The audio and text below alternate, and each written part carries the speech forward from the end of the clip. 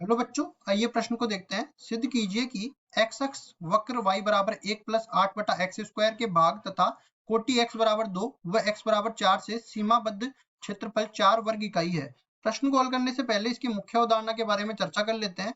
मुख्य अवधारणा, तो यहाँ पे देखो, सबसे पहली चीज मैं ये समझाऊंगा कि समाकलन का उपयोग करते हुए किसी भी वक्रों से घिरे क्षेत्र का क्षेत्रफल कैसे ज्ञात करते हैं। तो लिखते हैं, समाकलन का उपयोग करते हुए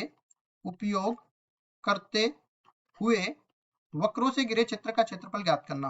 वक्रों से घिरे क्षेत्र का क्षेत्रफल ज्ञात करना। क्षेत्र का क्षेत्रफल ज्ञात करना। अब देखो, सबसे पहले हमें वक्र का जो अपने समीकरण दिया होता है उसे वक्र का ग्राफ बनाना आना चाहिए। तो मान लो कि वक्र का ग्राफ अपने को इस तरह से मिल गया और यहाँ से ए से बी के बीच में मान लो इसका क्षेत्रफल ज्ञात करना चाहता हूँ इस वाले भाग का। तो ये डेल्टा के बराबर मान लेता हूँ और ये y बराबर fx मान से ये वक्र का समीकरण दे रखा है। तो इसके लिए क्या करते हैं, जैसे मैं x अक्ष के सापेक्ष निकाल रहा हूँ तो एक ऊर्ध्वाधर पट्टी डाल देते हैं और x अक्ष के सापेक्ष निकाल रहे हैं तो dx इसकी मोटाई और y इसकी ऊंचाई मान लेते हैं। तो आयताकार पट्टी का क्षेत्रफल y dx के बराबर हो जाएगा और अनेक आयताकार पट्टियां बनेगी a से b के क्षेत्र में। तो a से लेके b तक का इसका समाकलन कर देंगे और पूरा मान ये क्षेत्रफल डेल्टा के बराबर आ जाएगा।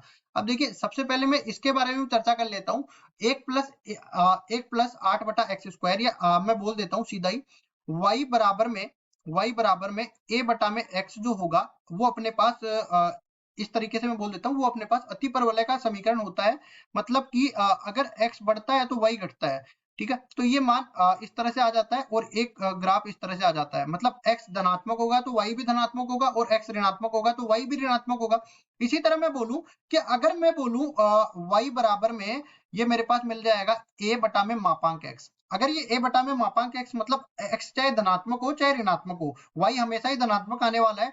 तो देखो, ये ग्राफ जो है अपने पास तीसरे चतुर्थांश में नहीं जाके दूसरे में बन जाएगा। इस तरह से अपने पास ग्राफ बनने वाला है। तो देखो, इसका भी देख लेते हैं आगे चल के हम लोग। y बराबर में 1+8/x², मतलब अतिपरवलय के रूप का समीकरण अपने पास ये वक्र बनने वाला है। तो इस तरीके से मैं बना देता हूँ। देखो, ये अपने पास आ गया। अब उसके बाद देखो, इस तरह से अपने पास ये वक्र का ग्राफ हो गया। ये अपने पास अनंत पे जाएगा और इस तरह ये भी अपने पास अनंत पे जाएगा। लेकिन यहाँ पे एक चीज याद रखो कि केवल हम लोग दाईं तरफ वाला भाग ले रहे हैं। वैसे तो बाईं तरफ वाला भी क्षेत्र इसमें आने वाला है, लेकिन हमें क्षेत्र कौन सा लेना है वो हम लोग समझ लेते हैं।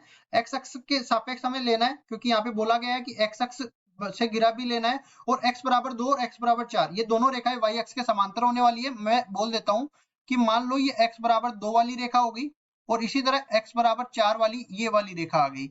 ये x बराबर 4 वाली रेखा है। अब ये देखो, x अक्ष वक्र और ये दोनों रेखाएं, जो ये दोनों कोटियां है, इनसे घिरा क्षेत्र यही तो है।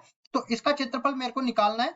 अब x अक्ष के सापेक्ष निकाल रहा हूं तो ऊर्ध्वाधर पट्टी डाल दूंगा, तो इसका जो मोटाई है dx और ये y के बराबर मान लूंगा। अब उसके बाद क्या करेंगे, देखो y dx अपने पास इसका समाकलन करना पड़ेगा। कहां से कहां तक, 2 से लेके 4 के बीच में समाकलन करना पड़ेगा। ये पूरा डेल्टा के बराबर में मान लेता हूं, छायांकित भाग का क्षेत्रफल। अब उसके बाद देखो, डेल्टा बराबर में y का मान है 1+8 में x²। इसका पूरे का अवकलन समाकलन करना पड़ेगा x के सापेक्ष और 2 से लेके 4 के बीच में करना पड़ेगा। तो देखो क्या करते हैं, यहाँ से एक का जब समाकलन करेंगे तो ये x के बराबर आ गया और 8/x² का करेंगे तो माइनस में 8/x के बराबर आ गया। और ये देखो, कोटियां भी रख देंगे 2 से लेके 4 के बीच में, ये सीमाएं है ना। तो इसको हल करेंगे तो 4 जब रखेंगे तो ये 4 माइनस में 8/4 बन जाएगा। इसी तरह जब 2 रखेंगे तो इसमें से घटा देंगे, 2 माइनस में 8/2 बनेगा। तो उसके बाद में देखो डेल्टा का मान निकालता हूं तो यहाँ से 4 माइनस में 2 और माइनस में 2 माइनस में 4 बन जाएगा। इसको आगे हल करते हैं तो 4 माइनस 2 कितना हो गया, 2 के बराबर। इसी तरह 2 माइनस 4 माइनस 2 के बराबर, लेकिन माइनस से गुणा होगी, ये +2 के बराबर हो गया। मतलब कुल मिला के डेल्टा का मान 4 के बराबर आ गया। और हमें ये देखो सिद्ध भी क्या करना था कि ये जो क्षेत्रफल है वो 4 वर्ग इकाई के बराबर आना चाहिए। तो ये आ गया अपने पास, यही अपना उत्तर है। आशा करता हूँ ये सवाल आपको समझ में आया होगा। धन्यवाद।